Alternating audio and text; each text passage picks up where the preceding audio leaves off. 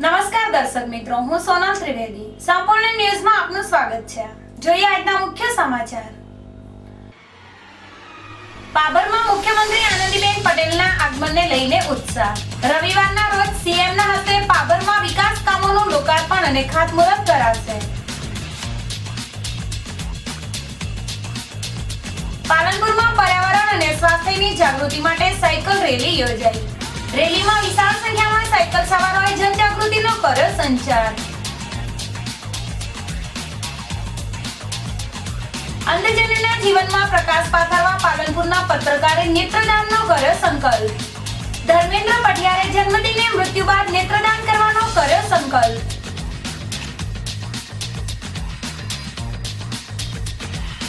વડગામનું ચાંગા ગામ ઐતિહાસિક નગરી હોવાનું અનુમાન. તંત્ર દ્વારા તપાસ કરવામાં આવે તો પ્રાચીન ધરોહર થઈ શકે છે ઉજાગર.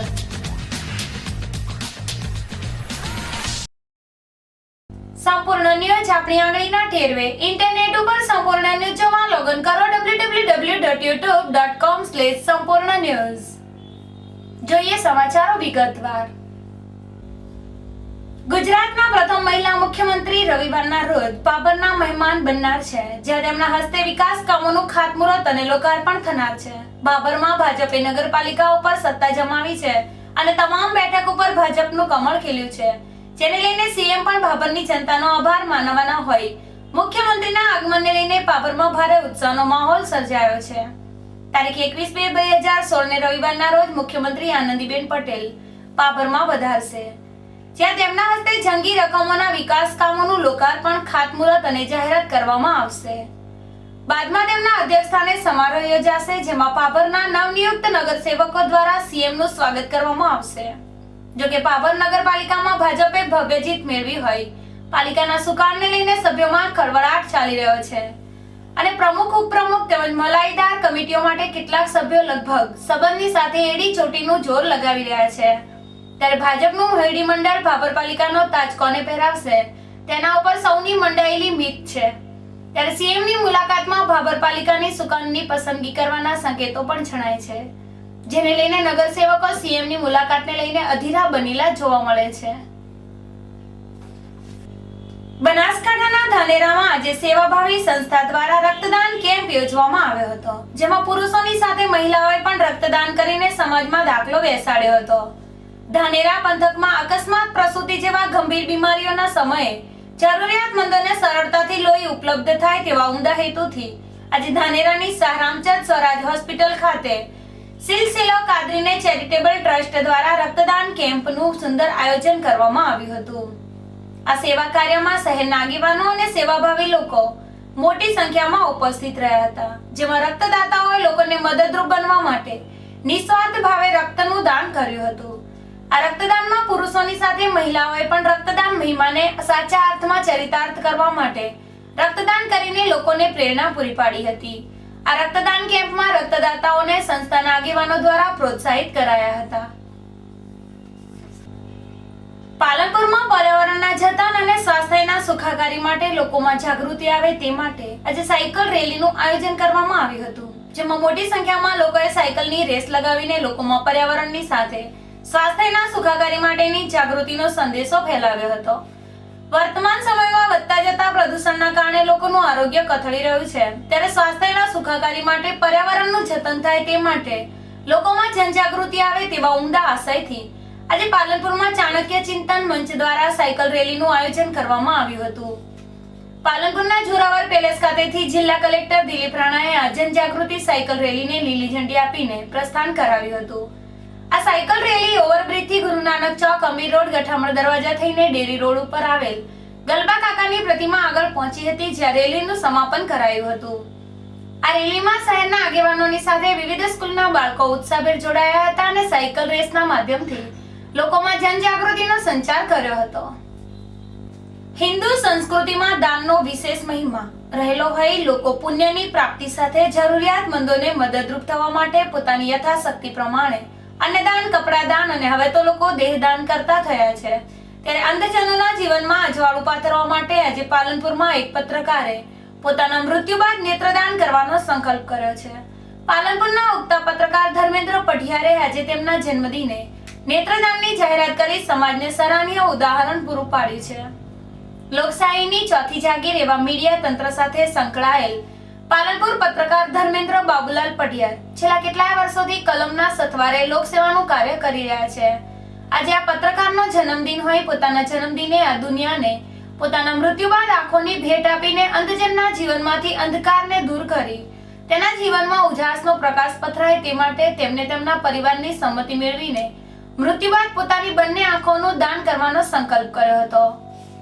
ધર્મેન્દ્ર પટિયારે જણાવ્યું હતું કે મૃત્યુ બાદ માનવ શરીર આંખમાં મળી જતું હોય, મારા મૃત્યુ બાદ મારી આંખો બીજા લોકોને કામ લાગી શકે તે માટે એ નેત્રદાનનો સંકલ્પ કર્યો છે અને નેત્રદાન માટે પાલનપુર સિવિલમાં આવેલી આંખની હોસ્પિટલમાં સંમતિ પત્રક પણ ભરી દીધું છે અને આ રીતે તે નેત્રદાન કરીને મારા જન્મદિનની ખુશી મનાવી છે. આમ પાલનપુરમાં એક પત્રકારે પોતાના જન્મદિને નેત્રદાનનો સંકલ્પ કરી દાન મહિમાને આગળ ધપાવવાનું સરાહનીય ઉદાહરણ પૂરું પાડ્યું છે, જે સમાજને નેત્રદાનની પ્રેરણા પૂરી પાડી રહ્યું છે.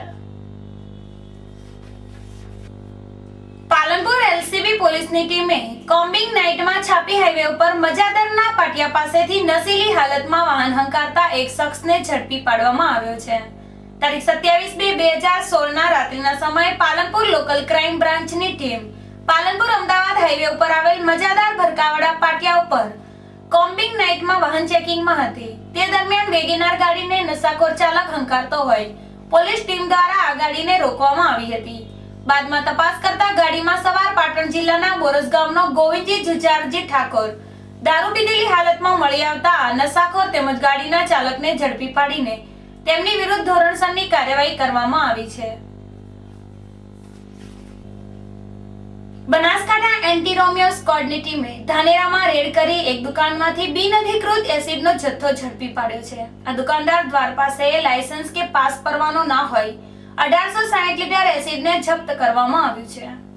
ધાનેરામાં નિલેશભાઈ મોદી નામનો વેપારી પોતાની દુકાનમાં જવનાંશિલ સ્લોરિક એસિડનું બિનઅધિકૃત રીતે વેચાણ કરતો હોય એસિડ ફેંકવાના બનાવોને રોકવા માટે પાલનપુર એન્ટી રોમિયો સ્ક્વોડની ટીમે ધાનેરામાં નિલેશ મોદીની દુકાનમાં ઓચિંતી રેડ કરી હતી. પોલીસની તપાસમાં દુકાનમાંથી 60 લીટરના 31 ડબ્બા એસિડ મળી આવતા કુલ 1860 લીટર જપ્ત કરવામાં આવ્યું છે. આ એન્ટી રોમિયો સ્ક્વોડની ટીમે ધાનેરામાં બિનઅધિકૃત 1860 લીટર એસિડ ઝડપી પાડતા વેપારી આલમમાં ફફડાટ ફેલાયો છે. બનાસકાંઠાના વડગામ તાલુકાના ચાંગા ગામે ગટર ખોદકામ દરમિયાન 3 પૌરાણિક પ્રતિમાઓ મળી આવતા આ જગ્યાએ પૌરાણિક નગર હોવાની વાતને સમર્થન મળ્યું છે, જેના પગલે સ્થાનિકોએ ગુજરાત ભૂસ્તર શાસ્ત્રી સુધી રજૂઆત કરાઈ છે. બનાસકાંઠાના વડગામની ઉમરદસી નદીના કિનારે ચાંગા ગામ આવેલું છે, જ્યાં ગત રવિવારે સવારે ગટરના ખોદકામ દરમિયાન એક પૌરાણિક મૂર્તિ મળી આવ્યા બાદ રાત્રે શિવલિંગનું સ્થાન સહિત વધુ 3 મૂર્તિઓ મળી આવી હતી. આથી તંત્ર દ્વારા ખોદકામ બંધ કરાવી તે સ્થળને કોર્ડન કરીને પુરાતન વિભાગને જાણ કરવાની તજવીજ હાથ ધરાઈ છે. વડગામ તાલુકાના ચાંગા ગામની સીમમાં ઉમરદસી નદીના કિનારે ગટરના સોસકુવાનું ખોદકામ થઈ રહ્યું છે, જ્યાંથી રવિવારે સવારે અંદાજે 800 વર્ષ જૂની મૂર્તિ મળી આવી હતી. બાદમાં રાત્રે શિવલિંગનું સ્થાન સહિત વધુ 3 નાની મોટી મૂર્તિઓ મળી આવી હતી. વડગામના ચાંગા ગામમાં સોસકુવા ગટરકામ ચાલી રહ્યું હતું તે દરમિયાન ખોદકામ સ્થળ પ્રાચીન મૂર્તિઓ મળી આવી હતી. જોકે હાલમાં સ્થાનિક અધિકારીઓ દ્વારા તમામ પ્રતિમાઓને કોર્ડન કરીને સ્થિતિ યથાવત રાખવા જણાવ્યું હતું. તેમજ આ જગ્યાએ વધુ અવશેષો ખાસ થાય તેવી શક્યતાને લઈને ગાંધીનગર પુરાતન વિભાગને જાણ કરવાની તજવીજ હાથ ધરી હોવાનું ગામના અગ્રણીઓએ જણાવ્યું હતું. તેમજ મળી આવેલી મૂર્તિઓ ગામના ઠાકરદેવા મંદિરે સુરક્ષિત મુકાઈ છે. અંદાજે 800-850 વર્ષ જૂનું, એટલે એક વાત નિશ્ચિત થાય કે અમારું ગામ અત્યારે આટલી સંખ્યામાં છે, એના અગાઉ 800 વર્ષ પહેલાં અહીંયા ગામ હશે, અહીંયા લોકોનો વસવાટ હશે, એ અત્યારે આ મૂર્તિ ઉપરથી અમે જાણી શકીએ છીએ. આ ઉપરોક્ત ચોમાસાના દિવસોમાં અમારા વિસ્તારમાં જ્યારે વરસાદ આવે છે ત્યારે જમીન પરથી ધોવાણ થતો પાયા બોધકામ આવું દેખાય આવે છે. એટલે અગાઉ કંઈ પ્રલયમાં નીચે નગરી હોય, કોઈ જૂની દટાઈ ગઈ હોય એવું ચોક્કસ સાબિત થાય છે. અને અત્યારે જે જગ્યાએથી મૂર્તિ મળી આવી છે એ તેઓ પણ કદાચ સરકારી ધોરણે કોઈ ખોદકામ થાય તો વધુ અવશેષો મળી આવે અને અહીંયા અમારી એક ચંગાવતી નગરી હતી એવું પુરવાર થઈ શકે. તો સર અમે કાલે ચોંગા ગામની અંદર જે ગટર લાઇનનું અમારું જે કામ ચાલુ હતું ત્યાંથી જે સ્ટોરેજ બનાવતા હતા એ ગટર લાઇન માટે પાણીનો સંગ્રહ કરવા માટે, તો લગભગ આશરે 4-5 ફૂટ જેવો ખોદકામ કર્યું. ત્યાંથી અંદરથી એક અમને મૂર્તિ મળી આવી. એ મૂર્તિને પછી અમે ચેક કરતાં તપાસ્યું તો લગભગ આશરે 5 ફૂટ જેટલી મોટી મૂર્તિ અને 2 ફૂટ જેવી પહોળી મૂર્તિ નીકળી. તો એ મૂર્તિને નીકળતો પછી અમે એને બહાર કાઢી. JCB દ્વારા અમે અમારા જે ઠાકોરજી ભગવાનનું જે ધર્મશાળા છે તે લાવીને એને મૂકી અને અમે જે તે સાહેબ જે અમારા મામલતદાર સાહેબ વડગામ એમને જાણ કરી. એમના દ્વારા બીજા જે તે અધિકારીઓને જાણ થતો સર્વેભાઈ આવેલા, કોઈને એમને પંચનામું કર્યું અને જે તે ઉપલા લેવલે એમને જાણ કરવી છે. એના પછી ત્યાં બીજી બાકીની 2 મૂર્તિઓ અંદરથી નીકળી.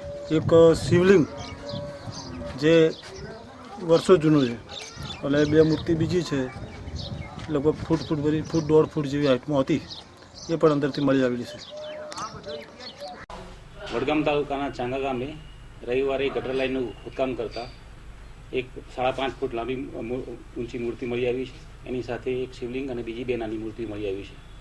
આ તમામ મૂર્તિઓને ચાંગાજ ગામના ઠાકરદેવ મંદિરમાં સુરક્ષિત મૂકવામાં આવી છે અને એની કબજા પાવતી પણ અમે લીધી છે. ઉપરી કચેરીની જે સૂચના મળશે તે મુજબ કાર્યવાહી કરી અને આર્કિયોલોજીકલ ડિપાર્ટમેન્ટને સોંપવાની કામગીરી કરવામાં આવશે. સાહેબ, અમારી લોકવાયકા એવી છે કે પહેલી અમારી અહીં ચંગાવતી નગરી હતી અને અત્યારે હાલ એના અવશેષો જેવું કે અમુક જગ્યાએ છે. જૂના ગોમતળની જગ્યામાં અત્યારે હાલ ગણપતિનું મંદિર પણ છે. અને લઈને કદાચ આ વસ્તુ આગળનો અમારે ત્યાં મંદિરો હોવો જોઈએ એવું અનુમાન થાય. એક તરફ સ્થાનિકો દ્વારા આ વિસ્તારમાં વર્ષો અગાઉ ચંદ્રાવતી નગરી હોવાનું જણાવી રહ્યા છે, તેમજ દિન પ્રતિદિન આ વિસ્તારમાંથી પ્રાચીન નગરના અવશેષ મળી આવે છે, જેના પગલે આ વિસ્તારમાં પહેલા નગર હોવાની વાતને આધારે પ્રાધાન્ય અપાઈ રહ્યું છે. ત્યારે સ્થાનિકોમાં પણ હવે આ વિસ્તાર માટે ઠોસ પગલાં ભરાય તેવી માંગ ઊભી થવા પામી છે. જો કે આ અંગે સ્થાનિક અધિકારીઓને જાણ થતા પ્રાંત અધિકારી અને મામલતદાર સહિતની ટીમ ચાંગા ગામે દોડી આવી હતી. એક તરફ પ્રાચીન નગર હોવાની વાત છે તો બીજી તરફ સ્થાનિક કક્ષાએ હજુ પણ કોઈ ભૂસ્તર શાસ્ત્રીય મુલાકાત નથી કરી. ત્યારે સ્થાનિકો દ્વારા આ વિસ્તારને રક્ષિત કરવાની વાત પેદા થવા પામી છે. જો કે હવે જોવું એ રહે છે કે આ વિસ્તારમાં ક્યારે અધિકારીઓ દ્વારા પગલાં ભરાય છે. ફરી એક નજર આજના મુખ્ય સમાચાર ઉપર. પાબરમાં મુખ્યમંત્રી આનંદીબેન પટેલના આગમનને લઈને ઉત્સાહ. રવિવારના રોજ સીએમના હસ્તે પાબરમાં વિકાસ કામોનું લોકાર્પણ અને ખાતમુહૂર્ત કરાશે. પાલનપુરમાં પર્યાવરણ અને સ્વાસ્થ્યની જાગૃતિ માટે સાયકલ રેલી યોજાઈ. રેલીમાં વિશાળ સંખ્યામાં સાયકલ સવારોએ જનજાગૃતિનો કર્યો સંચાર. અંધજનના જીવનમાં પ્રકાશ પાથરવા પાલનપુરના પત્રકારે નેત્રદાનનો કર્યો સંકલ્પ. ધર્મેન્દ્ર પટિયારે જન્મદિને મૃત્યુ બાદ નેત્રદાન કરવાનો કર્યો સંકલ્પ.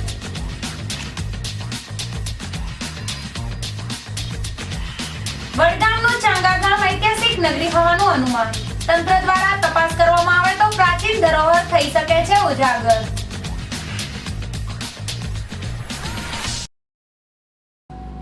આ હતા અત્યાર સુધીના સમાચાર. વધુ સમાચાર સાથે ફરી મળીશું. નમસ્કાર.